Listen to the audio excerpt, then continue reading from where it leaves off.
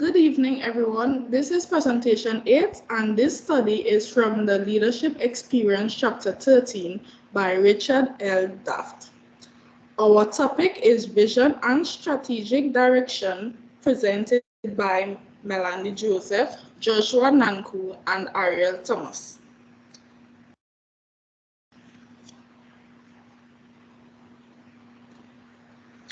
Today we'll be touching on strategic leadership, leadership vision, mission, strategy in action, the leader's contribution, the leader's impact, and conclusion.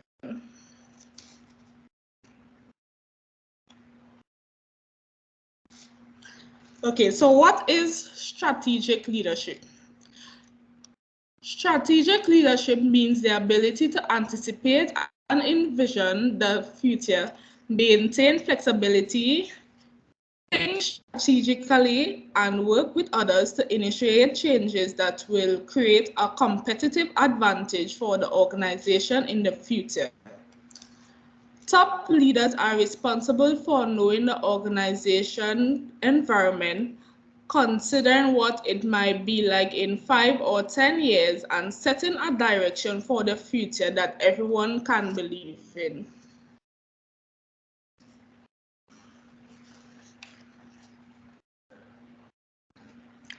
This chart illustrates the level that make up the domain of strategic leadership. Strategic leadership is responsible for the relationship of the external environment to choices about vision, mission, strategy, and implementation. At the top is a clear, compelling vision of where the organization wants to be in 5 to 10 years. The vision reflects the environment and works with the company mission, core values, purpose, and reason for existence. Strategies are intention, whereas implementation is through the basic organizational structure that make things happen. Each level of the hierarchy in the chart supports the level above it.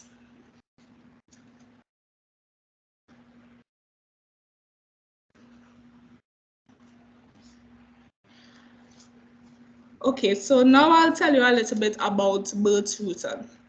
Bert Rutan was born on June 17, 1943. He was born in Oregon near Portland and was raised in Dinuba, California, where he and his elder brother Dick developed a strong interest in flight at an early age. Rutan took flying lessons as a teenager and flew solo at age 16. In 1974, he founded Rutan Aircraft Factory, which built light aircraft. Rutan soon gained acclaim among aviation buffs for designing airplanes that could be built at home, such as the lightweight Varese. His designs were characterized by their unusual appearance and the use of high-tech materials such as fiberglass and plastics. Okay, so in the first picture is Dick Rutan, and next to him is Bert Rutan. And below is the lightweight Varese that he built at home.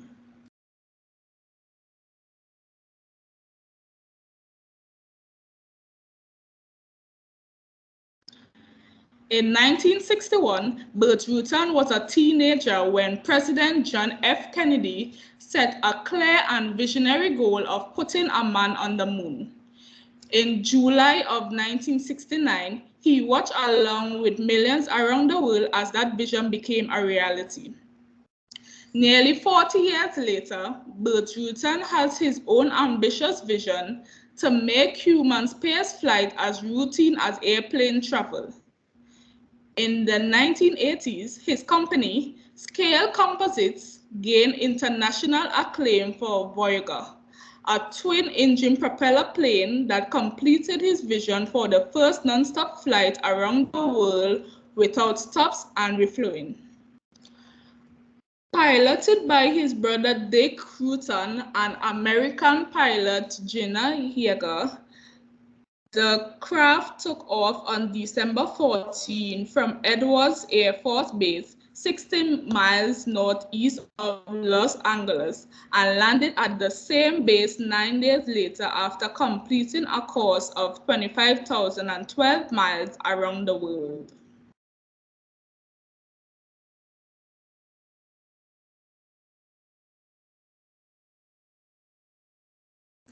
Okay, so this is a picture of the Voyager designed by Burt Rutan.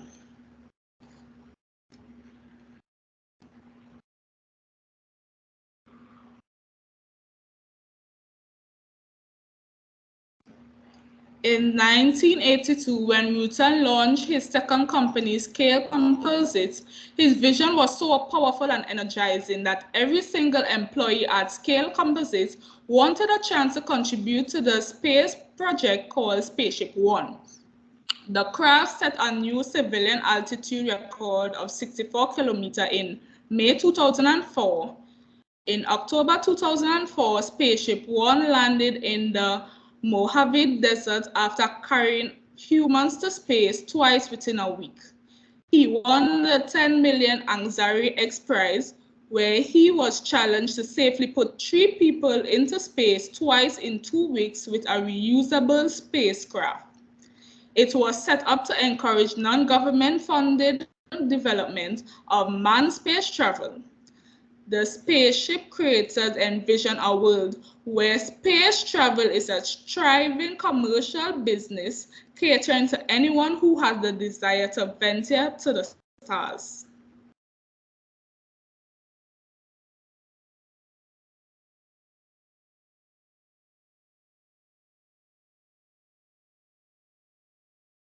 Okay, so this is a picture of this the Spaceship One aircraft that he won 10 million in the for the Anxiety Express.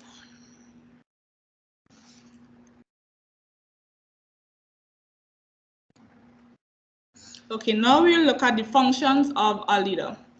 One of the most important functions of a leader is to articulate and communicate a compelling vision that will motivate and energize people towards the future.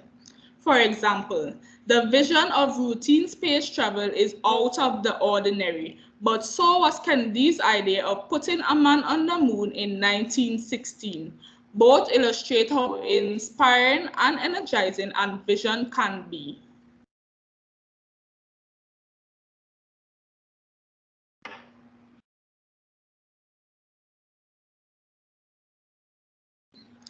Good leaders are always looking forward, setting a course for the future and getting everyone moving in the same direction. For example, Lorraine Monroe, former principal of Frederick Douglass Academy in Harlem, refers to a leader as the drum major, the person who keeps a vision in front of people and reminds them of what they're about. People naturally gravitate towards leaders who have a vision, Monroe says. When people see that you love your work, they want to catch your energy.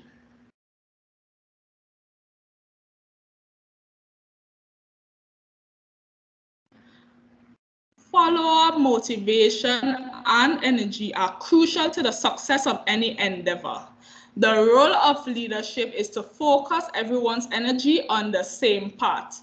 For example, at Citibank, the leaders energize employees with a vision of becoming the most powerful, the most serviceable, and the most far-reaching world financial institution that has ever been. That vision, first articulated in 1915 by a small regional bank, motivated and inspired generations of employees until it was eventually achieved.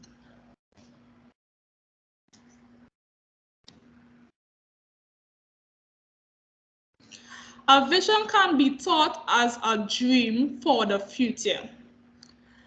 Stanford R. Obshinsky spent 40 years pursuing his dream of making giant sheets of tin photovoltaic material that can convert sunlight to electricity and making them cheaply enough that solar can compete with fossil fuel. 84-year-old Ovshinsky said nobody believed in him at first, not even in his own company. Today, energy conversion devices uses a mammoth machine the size of a football field to spool out long thin sheets of solar material that are used on the roofs of homes and businesses. Even running at full capacity, the factory can't keep up with the orders.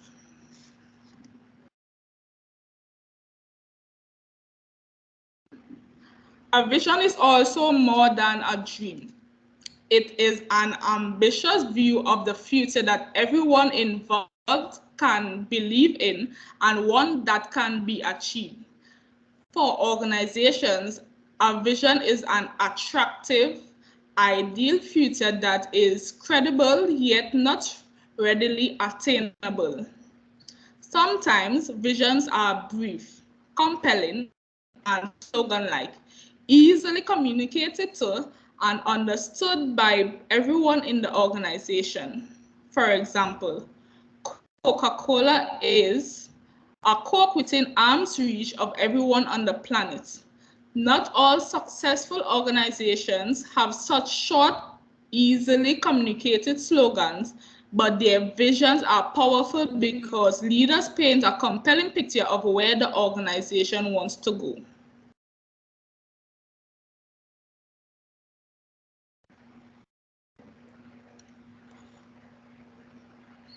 The vision expressed by civil rights leader Martin Luther King Jr. is in his I Have a Dream speech is a good example of how leaders paint a vision in words. He articulated a vision where discrimination was non-existent, and he conveyed the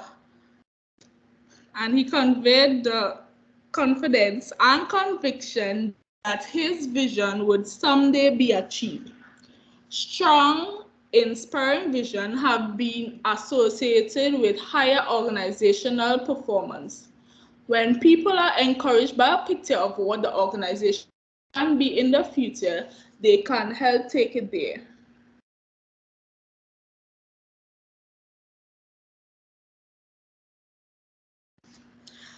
Now we look at the Greater Chicago Food Depository. Leaders at the Greater Chicago Food Depository envision transforming the nonprofit agency from an organization that feeds the hungry to one that helps end hunger. Poverty is a big problem, and its causes are many and complex. Yet one thing is clear, as Mike Mulqueen points out, people can't begin to move out of poverty unless they can get a job.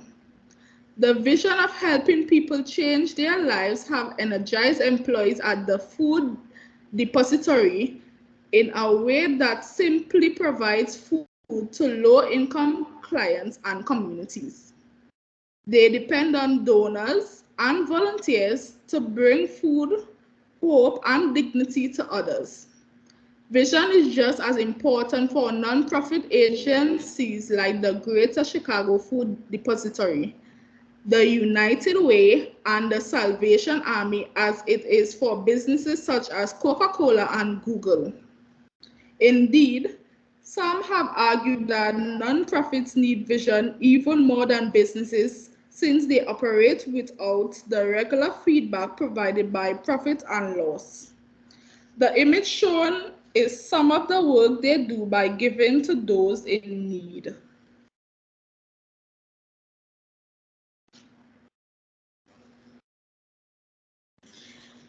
In this diagram, vision is shown as a guiding star just like a leader, drawing everyone along the same path towards the future.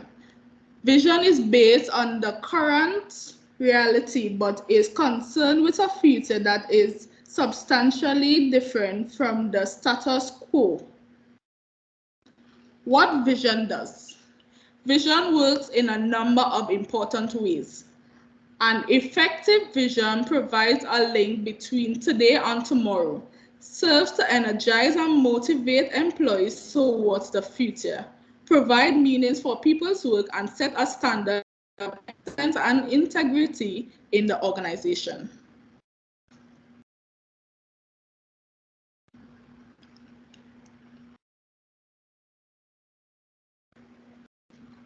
Vision links the present to the future. Vision connects what is going on right now with what the organization aspires to. A vision is always about the future, but it begins with the here and now. For example, the Microsoft advertising slogan, "Your potential inspires us to create products that help you reach it." Microsoft employees create software products that help meet current needs, but they also strive to envision and create products that might encourage other broader applications for the future.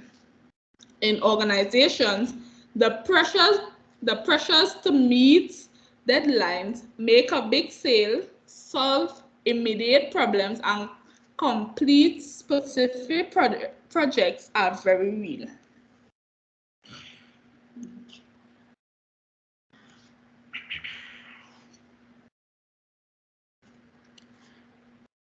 Vision energizes people and garners commitment. People want to feel enthusiastic about their work. Many people commit their time and energy voluntarily to causes they believe in, such as political campaign, community events, or environmental causes. These same people often work their energy and enthusiasm at home when they go to work because they don't have anything to inspire them. People are not generally willing to make emotional commitment just for the sake of increasing profits and enhancing shareholder wealth. Vision needs to transcend the bottom line because people are willing and even eager to commit to someone truly worthwhile, something that makes life better for others.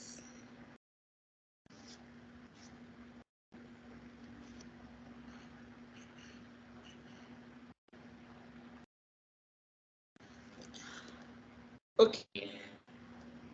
Does anyone have had a vision in the past where they followed and eventually it became successful? For example, you wanted to be a hairdresser or even open your own business.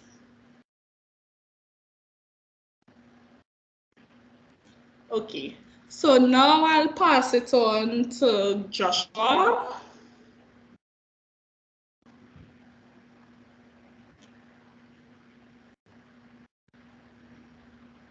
Next slide.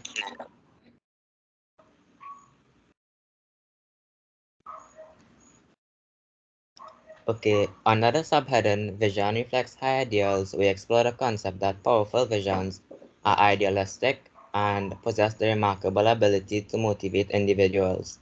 Powerful visions are inherently idealistic, carrying the ability to inspire and galvanize individuals.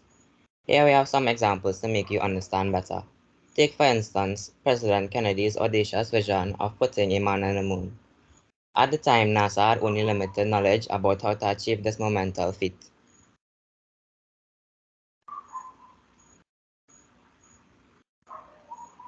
And we can also examine the creation of Ford's 1980s Taurus, the world's first high-volume, aerodynamically styled car with fuel economy, which represented a high-stakes vision aimed at both revitalizing the company and pioneering new horizons in automotive engineering. In both cases, these bold visions would have inspired leaders to take calculated risks and fired up the imagination and idealism of employees, resulting in transformations and successes.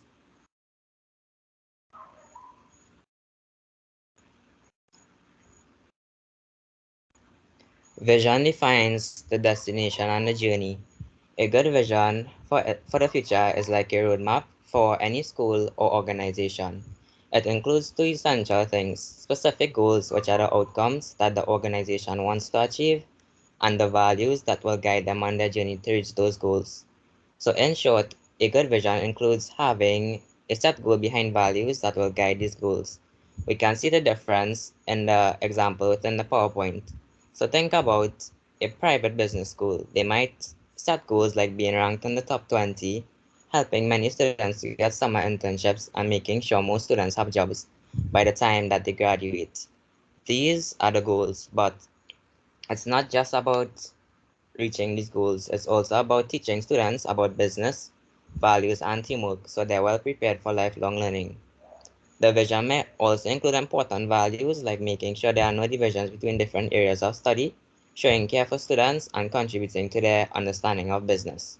So, in short, a good vision tells us where we want to go in the future and how we're going to get there, following important values and principles along the way.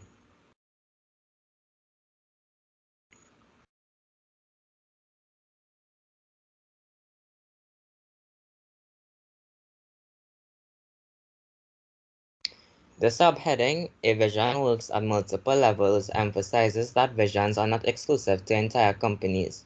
They also extend to divisions, departments, and individuals. These individual visions are just as important and influential as the companies. To illustrate this point, the story of Roger Productions, founded by three Pepperdine University graduates, serves as a compelling example. These students embarked on a cross-country journey in order to discover their life's purpose. Instead of following conventional paths, they sought to make their own way forward in life by interviewing successful leaders from various professions, and they were very achieving of this vision. This concept mainly demonstrated the power of individual vision, highlighting that successful individuals often possess a clear mental picture of their aspirations and how to attain them, and their concept mainly demonstrated the power of individual vision, highlighting that successful individuals often possess a clear mental picture of their aspirations.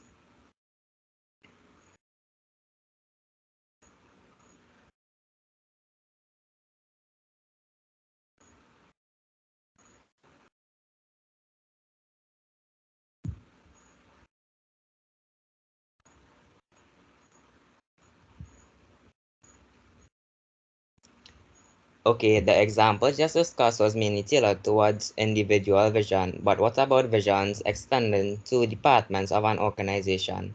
We can examine these visions by looking at the relationship between individual and organizational visions. Relationship between individual and organizational visions. Individual visions are not static, but rather evolve and transform over time. Similarly, organizational visions are not set in stone either. They can grow and adapt, extending to different teams and departments that are encouraged to create their own visions as long as they fit with the company's overall direction. For instance, within most large organizations, the top leaders usually shapes the vision for the entire organization, while departments such as the project team may focus on developing an individual vision tailored to specific products or initiatives. This results in forming a shared vision that connects individuals on a personal and emotional level within the organization. And the key point here is that when everyone truly understands and embraces a shared vision, it turns the organization into a flexible and adaptable entity where all parts work together smoothly towards a common goal. And in other terms, this is a concept often called self-reference, where everyone is able to understand their role, allowing them to inherently work together towards achieving each objective set by themselves or the organization. So if there are no questions on visions, we'll now move on to the role of the mission. Okay, mission. A company's mission and vision are not the same. Does anyone know the difference between a mission and vision? The mission depicts the company's fundamental purpose, its reason for being, and it provides a basis for creating the vision, whereas vision is an ambitious desire for the future, mission is what the organization stands for in a larger sense. For example, consider Zenith and Motorola, both of which were once successful TV makers. Zenith stuck to making TVs, but Motorola expanded into making microprocessors, integrated circuits, cell phones, modems, and more. The key difference here was in how they framed their mission. Motorola's mission was about applying technology to benefit the public, not just making television sets. This broader mission allowed Motorola to adapt and succeed in a rapidly changing technology landscape. Now, to fully grasp why having a mission is essential, we have to expand on the mission's purpose.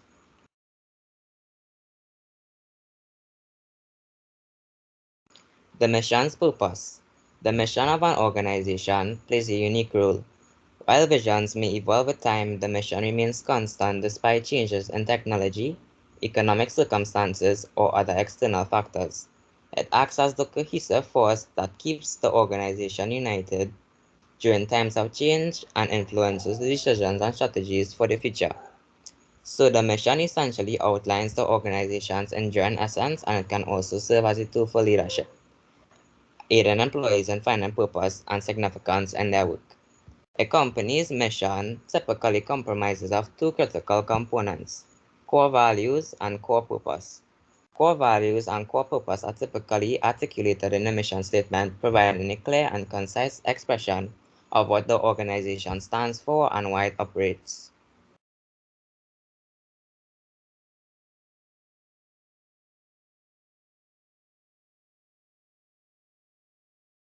So the core values. Core values are like a company's guiding principle, directing its actions no matter the situation.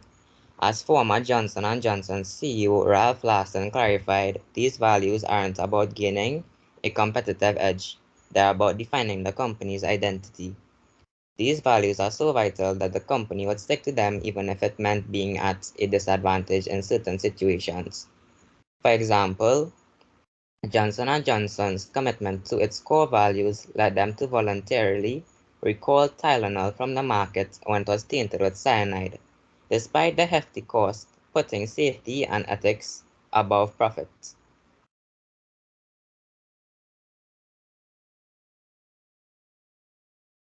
Now on to core purpose. Core purposes are the mission.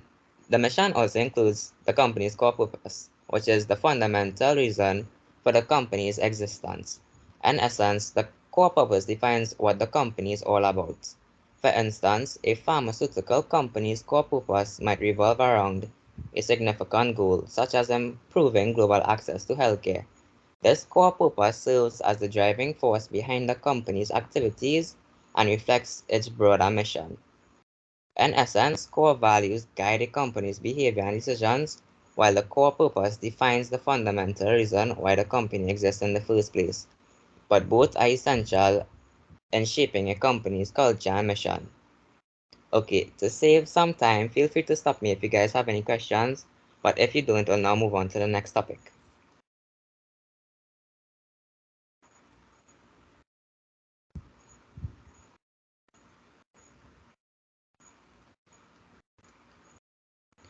A framework for noble purpose. So, what is a noble purpose? A noble purpose is a morally commendable goal that focuses on making a positive impact on society or addressing important ethical and social issues going beyond self interest and profit. It reflects a commitment to values, ethics, and a better world. These noble purposes should reflect the idealistic motivations behind an organization's existence.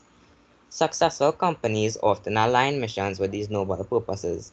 For instance, Motorola's noble purpose would be their aim to apply technology for the public's benefit. Mary Kay's focus on enriching women's lives would be their noble purpose, and Walmart's noble purpose would entail their goal to make high quality products accessible to everyone.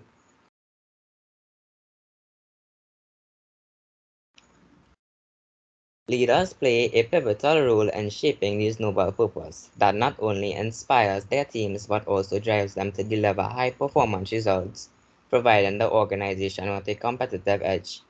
An example is GeneTech, which topped Fortune's magazine's list of the 100 best companies to work for in 2006.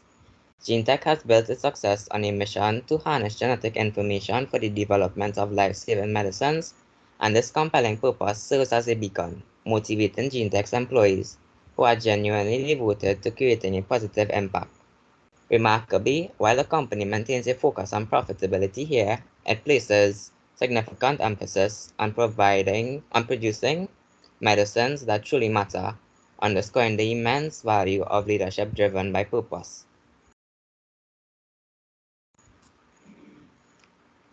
The four basic approaches serving as a noble purpose. When a well-crafted noble purpose deeply resonates with the emotions and instincts of both employees and customers, it has the power to boost morale, foster greater innovation, and enhance overall employee and organizational performance. And there are four basic approaches leaders take in framing an organizational purpose that helps people feel that their work is worthwhile. So we can see that there's discovery, excellence, altruism, and heroism. First, we have discovery. Many people are inspired by the idea of making new discoveries from the ground up, which can serve as a noble purpose for employees. For example, this can be observed at 3M, where researchers are granted the autonomy to explore their own ideas, fostering an environment that nurtures innovation. In contrast, sectors like Samsung Electronics have significantly transformed by redirecting their employees' focus, which enabled them to establish a reputation as renowned innovators, breaking away from their prior association with producing inexpensive knockoffs.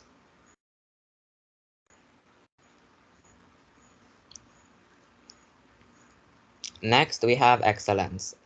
Excellence-driven organizations provide strong support for both managers and employees to excel, as their motivation stems from personal fulfillment and satisfaction.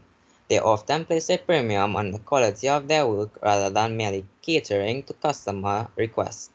Take Apple for instance. It is renowned for creating high-quality, innovatively designed computers, even though it holds a modest share of the personal computer market. Apple's leaders are resolute in their commitment to maintaining superior quality even if it means declining potential customers.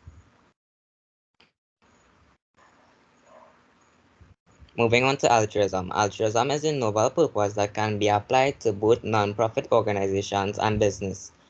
It revolves around the idea of taking actions that are intended to improve personal happiness, because many people find satisfaction and happiness in actively contributing to the well-being of others, their communities, and the world at large.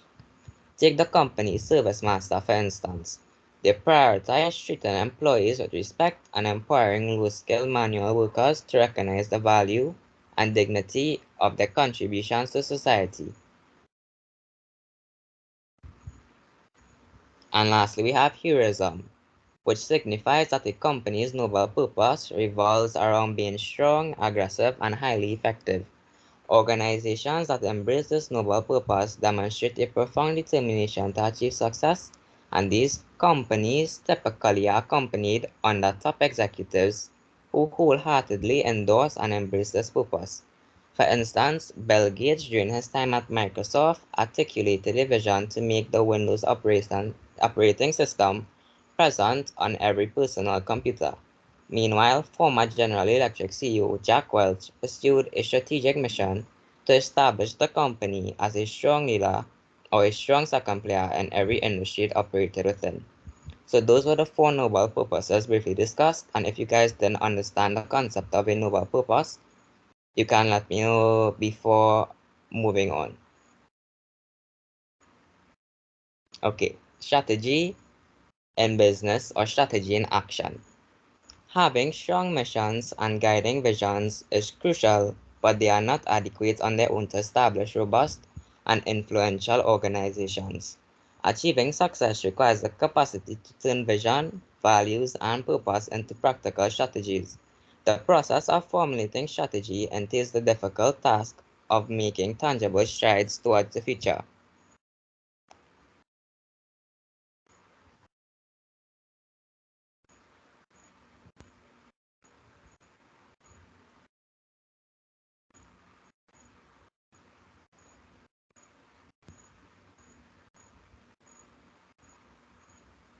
Next slide.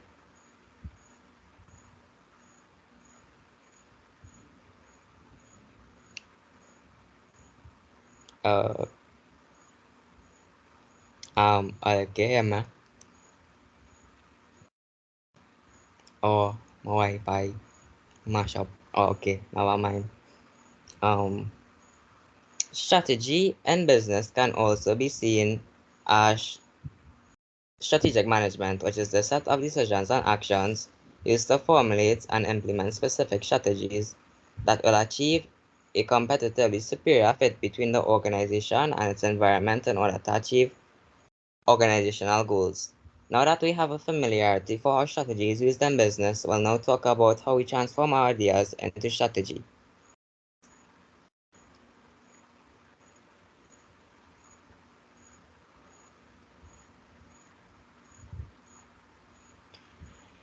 Transforming ideas into strategy. But what exactly is strategy? Strategy, in a nutshell, is the overall plan that guides how an organization allocates resources and takes actions to reach its goals and adapt to its surroundings. Leaders formulate strategies by asking and answering questions such as what's our current position and where do we aim to go. They also factor in shifts in the environment and possible steps to realize their vision.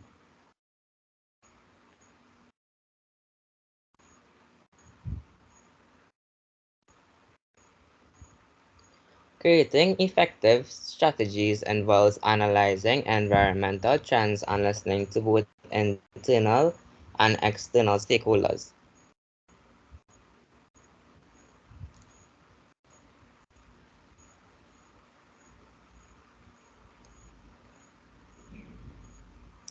Analyzing environmental trends. Effective strategies require careful study of the external factors affecting your organization, including economic, technological, social, political, and environmental changes. Understanding these trends is crucial for adapting to the evolving business landscape.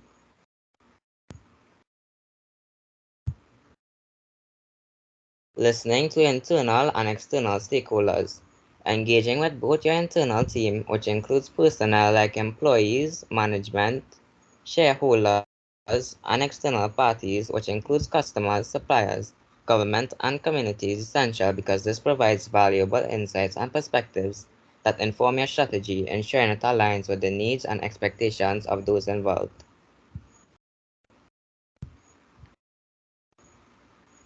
Now that you guys have gotten some insight on strategy and how to create it, we'll discuss the three qualities that leaders focus on to improve the chances for success of these strategies, which includes core competence, synergy, and creating value for customers.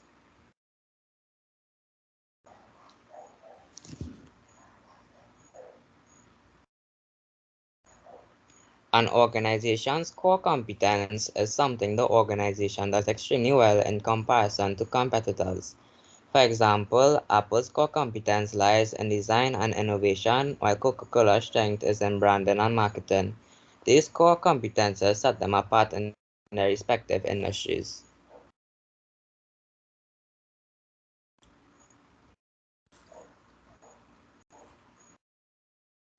Synergy occurs when different parts of an organization work together to produce a combined effect that's more significant than the sum of their individual contributions. Disney's collaboration with Pixar and Mercedes-Benz's partnership with AMG are examples of synergy, where they harness each other's strengths to create successful products.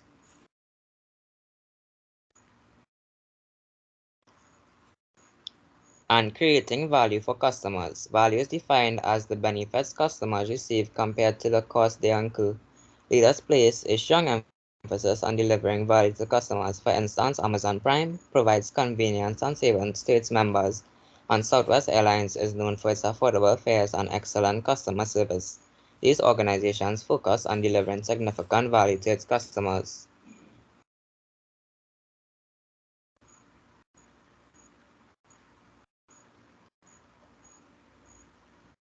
And lastly, I'll shortly touch on transforming the strategy into reality.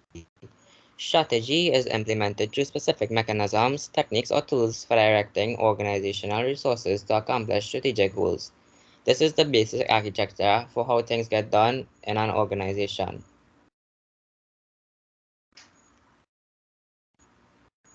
And it can also be summed up as strategy implementation, which is putting strategy into action by adjusting various parts of the organization and directing resources to accomplish strategic goals. Strategy implementation is the most important as well as the most difficult part of strategic management, and leaders must carefully and consistently manage the implementation process to achieve results. To better understand strategy and its terms, I suggest reviewing the presentation once again as my colleague will now move on.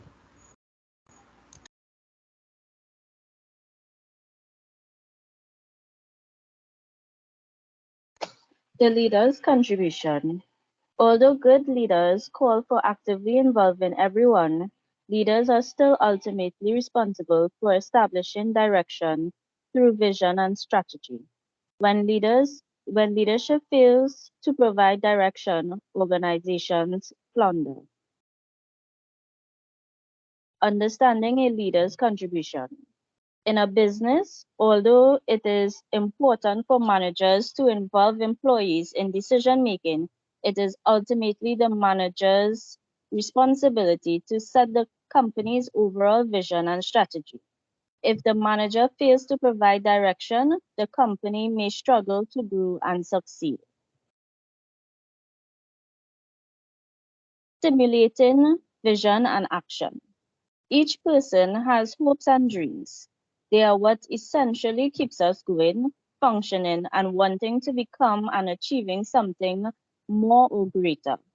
However, without a vision and strategic action, there is no link or connection of what we want to what we have to do in order to have the future we desire. In the illustration to follow states that there are four possible types of leadership when it comes to providing direction.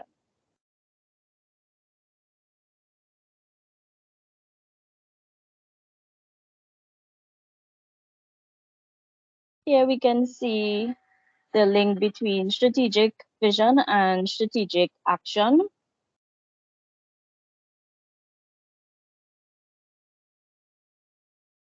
Types of leaders. There are four types of leaders based on their attention to vision and attention to action, and they are the uninvolved, doer, dreamer, and effective leader. Who is an uninvolved leader?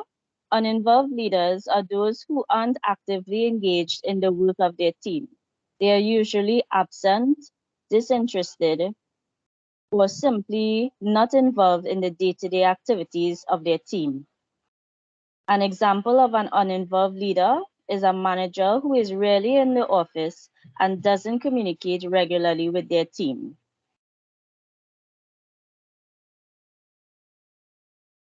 Who is a doer leader? Doer leaders are those who are highly involved in the work of their team and lead by example. They are typically highly skilled and knowledgeable in the work their team is doing. An example of a doer leader is a chef who works alongside their team in the kitchen, demonstrating techniques and ensuring that each dish is prepared correctly. Who is a dreamer leader? Dreamer leaders are those who are highly creative and visionary. They are often focused on big picture ideas and long term.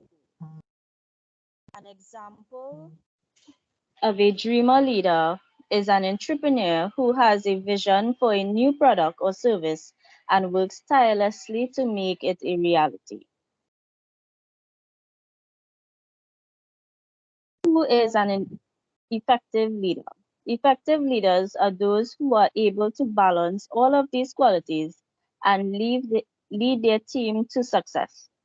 They are engaged in the work of their team, lead by example, and have a clear vision for the future. An example of an effective leader is a teacher who is highly skilled in their subject, works alongside their students to demonstrate concepts, and has a clear plan for how to help their students succeed.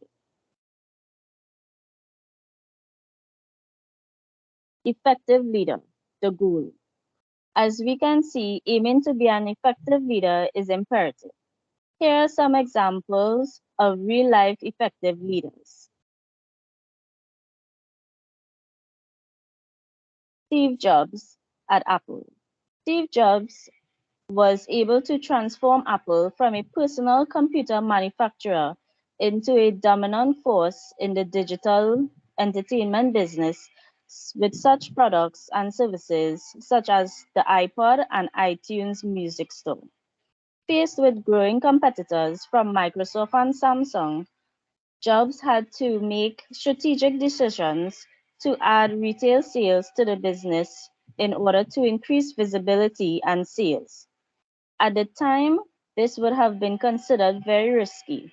However, by taking action to his vision, he was able to almost triple his sales within the first year.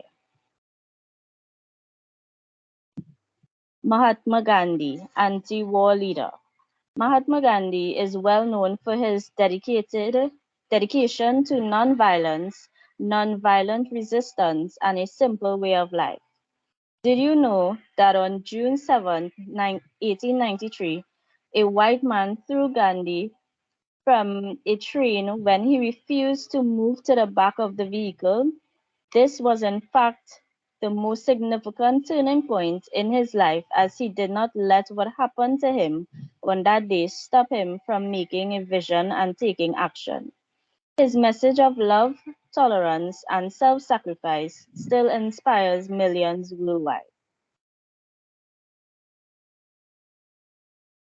Miss Angela Leloy. Angela Leloy is one of Trinidad and Tobago's most successful and experienced female entrepreneurs. She is the chairperson and founder of AG's Business Solutions Limited, the largest indigenous business consultancy in the English-speaking Caribbean. With its headquarters in Trinidad and Tobago, Angela had a dream and vision and made a strategic action in 2001 to launch her own company and has grown her business, gaining not only local but also international clients. AG's holds a reputation where it stands shoulder to shoulder with the Big Four auditing firms. How leaders decide. To determine strategic direction for the future, leaders tend to use situational analysis to aid in their decision making. Situational analysis, also known as SWOT analysis, is a widely used tool for evaluating the internal and external factors that affect an organization's performance. And here we would see a diagram of the SWOT analysis, and the acronym for SWOT stands for strengths, weaknesses, opportunities, and threats.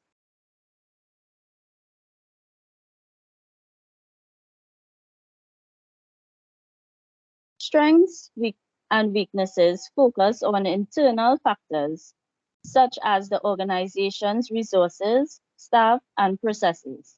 Opportunities and threats refer to external factors such as economic, social, and technological factors that affect the organization's performance. SWOT analysis is used to identify the strengths and weaknesses of an organization and to determine the opportunities and threats it faces. This information is then used to develop strategies to improve the organization's performance. For example, a business might use SWOT analysis to identify the strengths of its products, the weaknesses of its marketing strategy, the opportunities presented by a new market, and the threats posed by a competitor.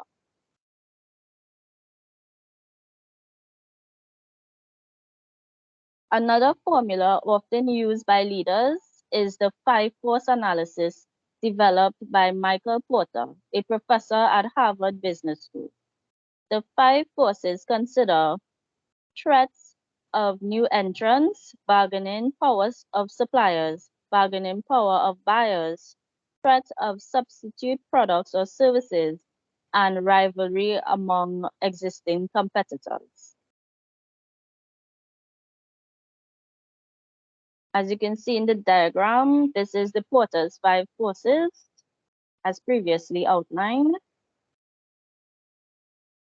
By analyzing these factors, businesses can identify their strengths and weaknesses, as well as opportunities and threats in the market.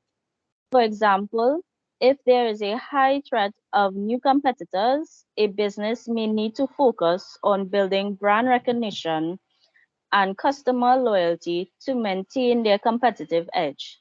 Conversely, if the bargaining power of suppliers is high, the business may need to negotiate better prices or seek alternative suppliers. While having a factual foundation for vision and strategy is important, a successful leader should also consider and reflect their personal experience and understanding. Leaders who rely solely on formal strategic planning usually miss out on new opportunities, and it is therefore encouraged to have a bit of personality when making decisions.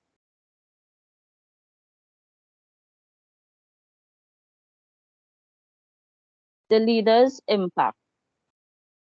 As a leader, making an impact is important. One way to evaluate a leader's impact is to examine whether top executive turnover makes a difference. Studies found that a leader's successful impact was associated with improved profits and stock prices.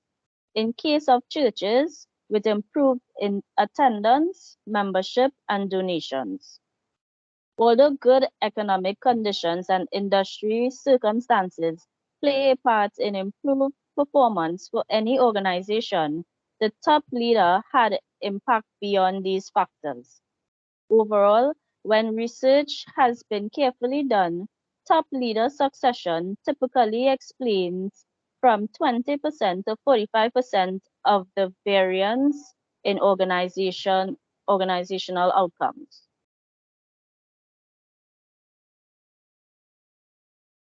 More recent research has explored the notion of top leadership teams as opposed to an individual executive. The makeup of the top leadership group is believed to affect whether an organization develops organizational capability and the ability to exploit strategic opportunities. For example, a company with a top leadership team consists entirely of individuals from a similar educational or professional background may struggle to develop new and innovative ideas. A lack of diversity in thought and experience can hinder the organization's ability to adapt to changing market conditions and identify new opportunities for growth.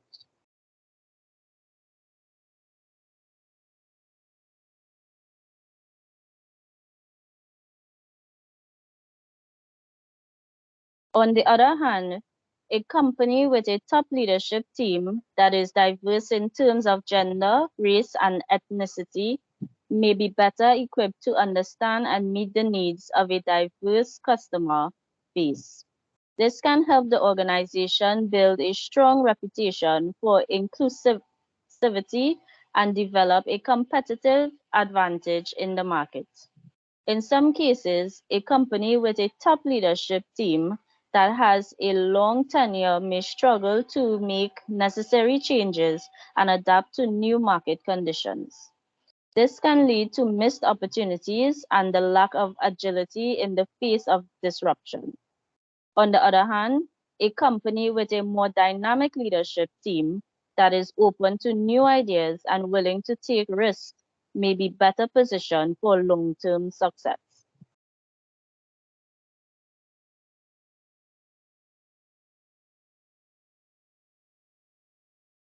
In conclusion, our exploration of strategic leadership, vision, mission, strategy, and the pivotal role of leaders in business underscores the essential components that shape and define a business's success.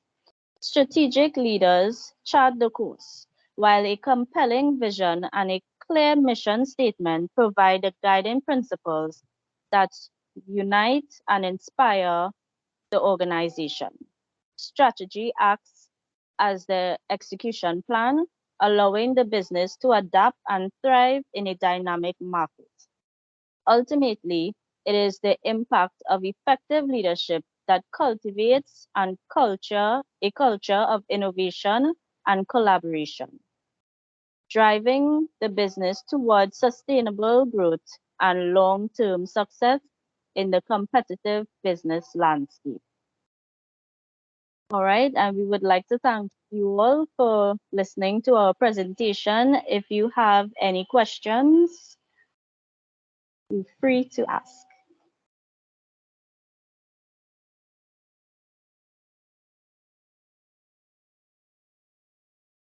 Right. It doesn't seem that anybody has any questions, so I'll pause the recording now.